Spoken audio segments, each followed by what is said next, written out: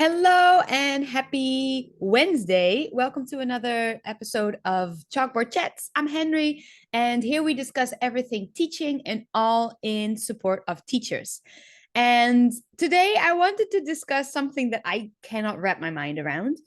It is the pressure that we put on education and the pressure that we feel in education as teachers and as students.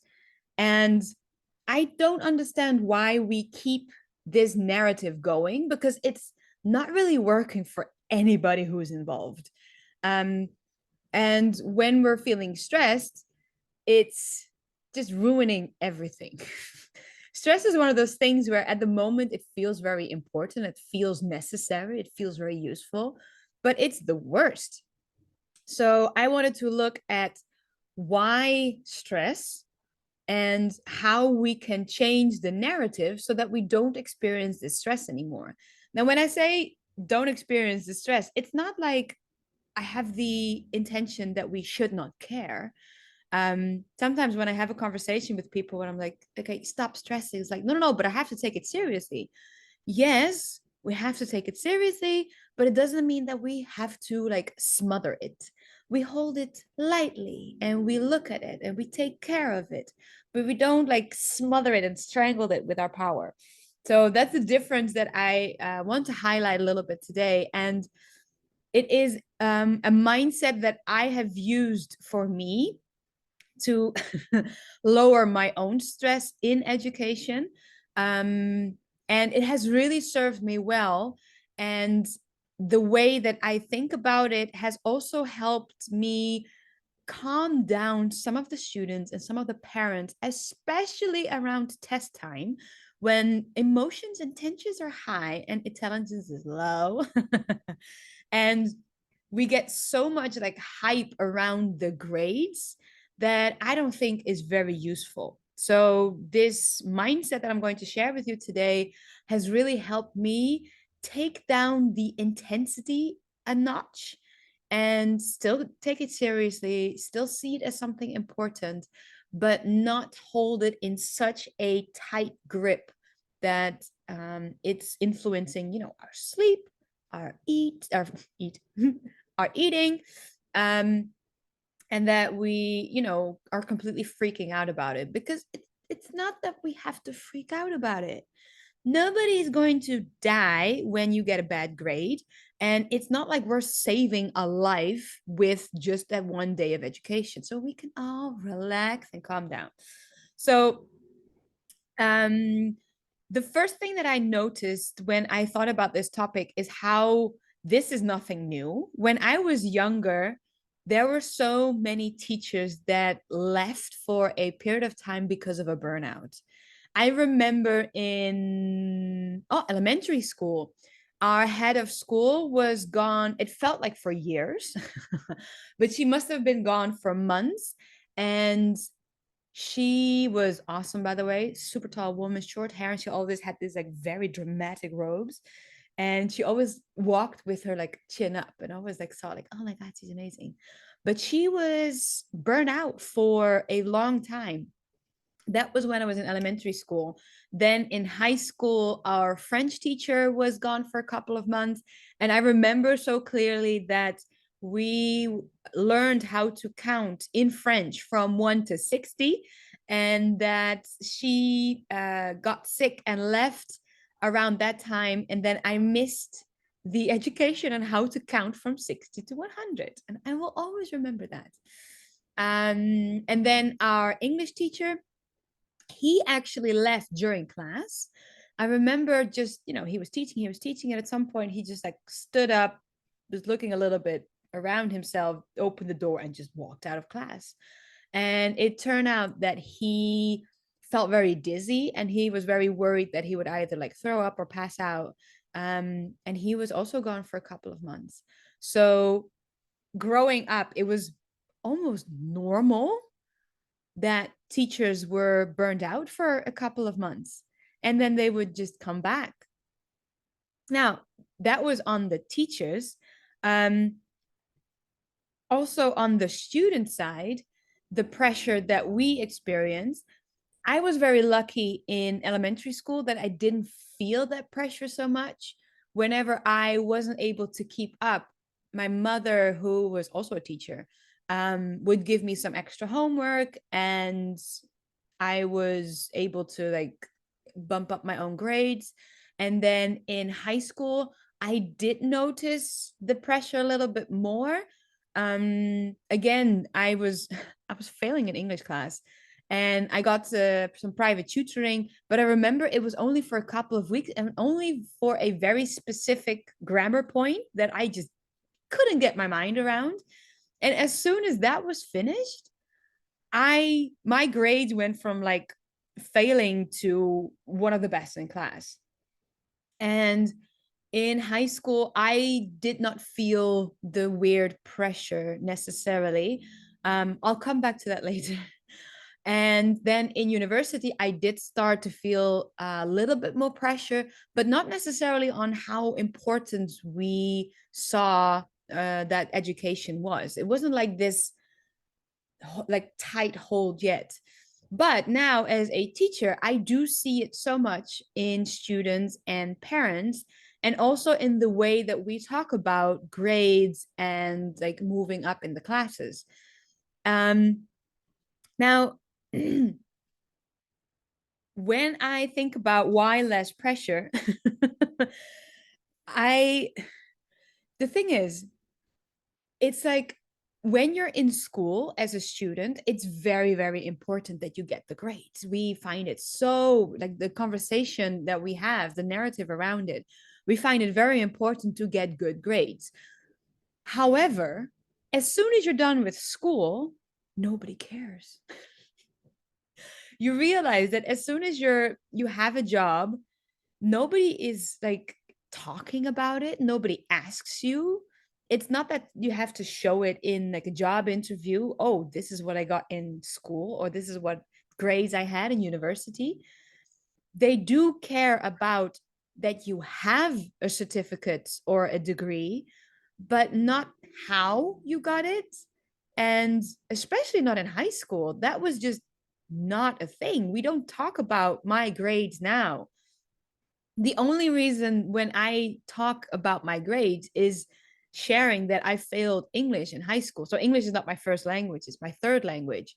And in high school, I found the English grammar, the continuous, very, very difficult to understand. I was like, why is there a present continuous, no, a past continuous when the continuous is something that is going on? We can't have it in the past and going on now. I was like, this is so confusing. But that's the only time that comes up when I share it. Nobody has ever asked me. I don't even remember half of the grades. And I just find it so, I don't know, it's almost mean that we put so much pressure on students to do well when once they're finished, once they actually reach the goal, it's like, oh yeah. And by the way, the rest of the world doesn't really care. So I'm like, that's not how this works. That's not fair. That's kind of like delusioning students that this is so important. It is important in the school. Everybody seems to care about it in the school. And then outside of school, nobody really cares. So that is one of the things that I don't understand why we continue to keep this narrative. Um, what I also don't understand is how we put so much pressure on students to do well as if that is the only way to succeed in life. So we bring it as, yes, education is so important. And I do think it's important, but it's not the only thing. If you don't get an education, it's not the end of the world. For some reason, this society also like puts people like school dropouts on a pedestal and be like, oh my God, they succeeded without education. Wow, look at this. They dropped out of school. We can't have that conversation and say, oh, education is so important at the same time. That's not fair. That's not really nice. And when I was 14, I was given the first time I was given a choice. Well, actually, it wasn't really a choice. It was a decision I had to make. I had to think of what I wanted to do with my life at 14 for the first time. I had to choose between, I don't even remember how many packages of subjects we had, but I do remember this very distinct decision between the sciences and the arts and languages.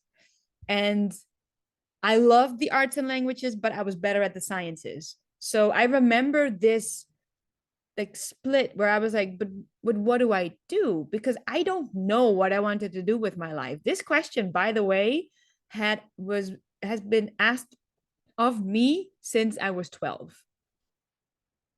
12. I was a child. No child should have the pressure to think about the future at all. They need to like stay in the moment and figure out the now. Figure out your body, figure out puberty. It's going to be a wild ride. Relax, get through it, and then you see. But the decision between those packages, it was told as if I had to make the right choice, because if I made the wrong choice, then I had to do all of these difficult things. And I was like, but I don't really know what is in my future. I don't understand why I need to decide now. I don't even know how to, get through the day without being angry. I was like, I am in puberty. I don't know what's happening. Um, so I was 14 and I was just so confused by this, and everybody thought it was very important, until there was one moment where my mother said that even if I chose the wrong thing, even if I studied something, there was still an option that I could become something completely else. She was like, there are so many adults around her at the time who were doing this kind of job while they studied something completely else. And I was like, well, if that is true, then I'll just choose whatever I think is right for me right now, and we'll figure it out later. And that's what I did. But looking back on it, I find it so strange that we put this choice, this decision, to humans who have only been on the planet Earth for like 14 years, and they go through puberty. I at that time I was just, making peace with having a menstruation, having my period every month. That was hard when I was 14. It was very painful and very difficult, and like life was already very confusing. My body was very confusing. My hormones were all over the place, and then to have this decision given to me, and also with the idea of this is a very important decision. Thank God my mother like talked some sense into me, and she took away most of the stress. So that was when I was 14, and then now I've lost my train of thoughts. Let's have a look at my notes. Yes, so what I don't understand is that we put so much pressure on the students now, but also that we put so much emphasis on how important education is. Yes, it's important. Yes, I've learned a lot, but at the same time, it is not like those are the only moments that you can learn these things. That's not true. If I look at all the things that I've learned in university, I can learn it now. I can learn it outside of school. I can find a way to educate myself. And that's also the narrative that we put now on everybody. It's like, you can do whatever you want.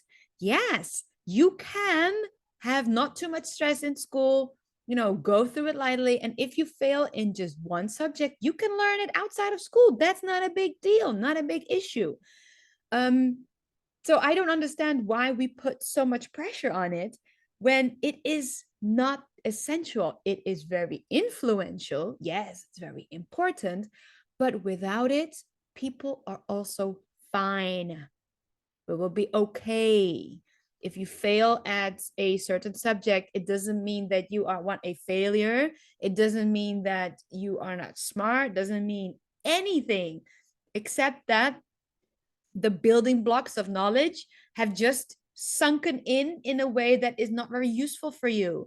All that needs to be done is just rack it all up, learn it again, study it again, and see if now you can use it fluently. That is it. It has nothing to do with you as a person. It's nothing to do with intelligence, nothing to do with your attention, nothing. It's just a moment of time, like a snapshot, to see, have the building blocks fallen into you? Have they sunken in a good way?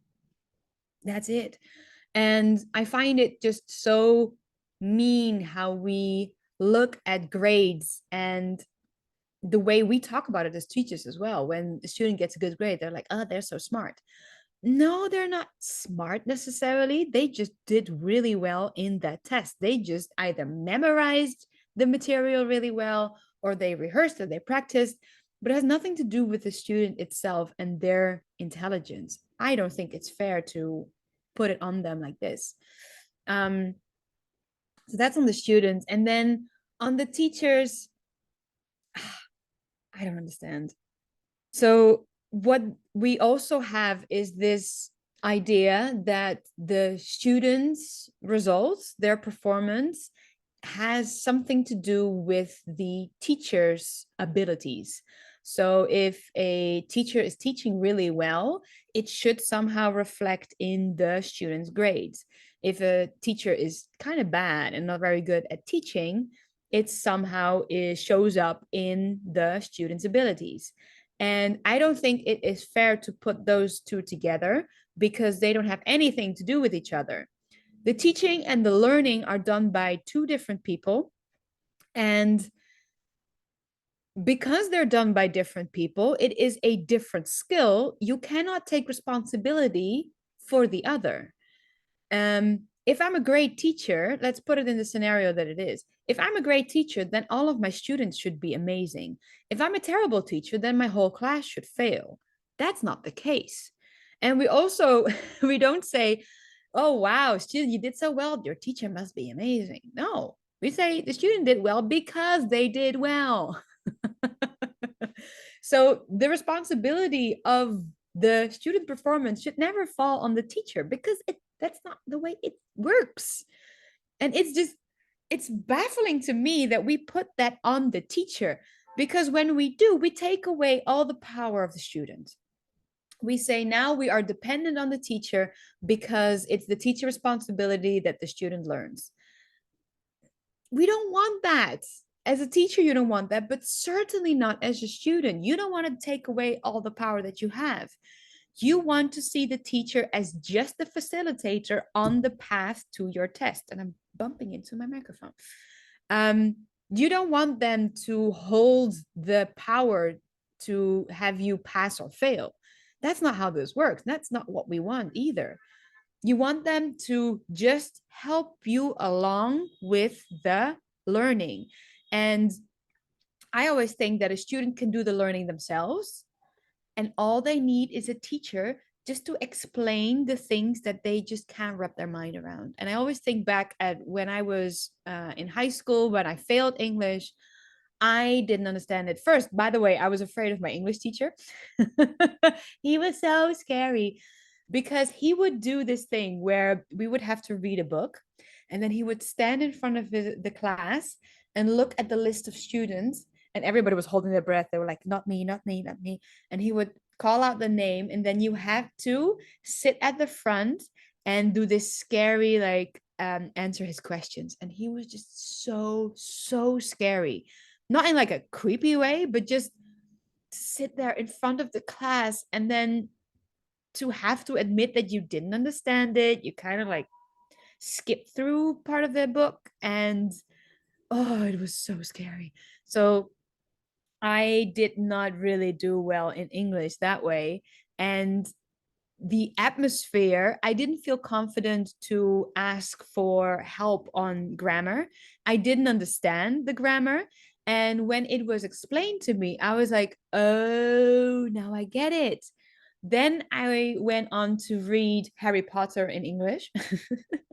And after that summer of just reading books in the English language, the next year I just like, boom, my grades went up by so much. And that didn't have anything to do with the teacher, because then the year after we had to do even scarier things. We had to do a speaking test. It was so scary. But because I now had so many more vocabulary words, and I was so much more comfortable with the English language, and I was good at public speaking. I was like, oh, we'll do the speaking test, no problem. That didn't scare me at all. So then my grade went up. But I always think that the teacher should facilitate on the learning journey, and that it's only the teacher is only there for the parts that don't make sense, and that the teacher already understands, so that they can explain it in such a way that it completely sinks in, and that the student can continue on their learning journey. So it is not fair to put the responsibility of the capabilities of a student onto the teacher, because then the student, all they have to do is like sit back and wait till the teacher gives them a grade or the teacher does something. And that's not how it works. As a teacher, the only thing we're responsible for is what is taught. That is it. I cannot force somebody to learn something. That's not how it works. We don't want that either. We just teach, and we teach it in like different ways. We make it simple for everybody. We'll rehearse and we'll repeat and we'll explain and we'll review and do all the things. But if a student is in the class and much rather goes daydreaming in their mind, there is nothing that a teacher can do. How do I know? I was one of those. There was a time where in school I was just daydreaming. I was pretending to pay attention and just sit there and just kind of stare off into the distance. I would do whatever my friends were doing next to me. So if it was time to write, I would write something down. I had no idea. So I would just kind of like peek over, like, what's going on? I have no idea what's happening. But I would just get away with it because I pretended to pay attention. I pretended to learn. And then I didn't. And then I failed in class. And everybody was like, what's happening? I was like, well, I don't know. I'm just daydreaming. I don't know. I'm like a 13-year-old student. I don't like school. So those are my thoughts on the pressure on education. And I just hope that at some point everybody gets to see it as this privilege that it is. Because honestly, really, education is a privilege for everybody involved. It is such a wonderful privilege to be there as a student, that you have the time, the money, the resources to spend time in a classroom, that it is safe enough in the area, in the country where you live in, that you can spend time with fellow students learning something that doesn't necessarily benefit you immediately. It's not like, oh, math, now that I can do math, I can feed my family a lot better. That's not how it works. We learn something for a hypothetical future, and it's amazing that we humans can do that. Same for a teacher. It's an absolute privilege that I get to be with students in a classroom, and that we get to have so much fun, and we get to laugh and joke and learn and do all these crazy activities, and that I get to see them grow up with a language, and that at some point my one of my students is asking me the strangest things, but only because they've been with me so long that they feel comfortable to talk about these random things. And I'm just like, it's such a wonderful thing that I get to be a teacher in the classroom, and that these little humans are now so fluent in the language that we can have this conversation. Because when we first started, it was a very one-sided conversation. I was talking at them and they were like, I don't understand. And now they understand so many more things. So now I get to know them better. Their personalities are coming through because we can have these conversations. And it's just such a joyous thing. And the pressure that we put on education just ruins it. It just ruins it. I always thought that when I was younger, that a school was just such a wonderful place that you could have so much fun with so many people together. We would, at the end of the year, there was like a play, and then the higher grades would do this play before they went off to high school. And it was just the best day ever because everybody was together and we would just laugh all day. And it was so much fun. So I always think that we should bring back more of the fun and like dial down the pressure a little bit more so that everybody involved gets to enjoy this wonderful privilege that is education. All right, this was a little bit more ranty than my usual, but I hope that this gives you a little bit of perspective if you're feeling the pressure, that it lightens it a little bit.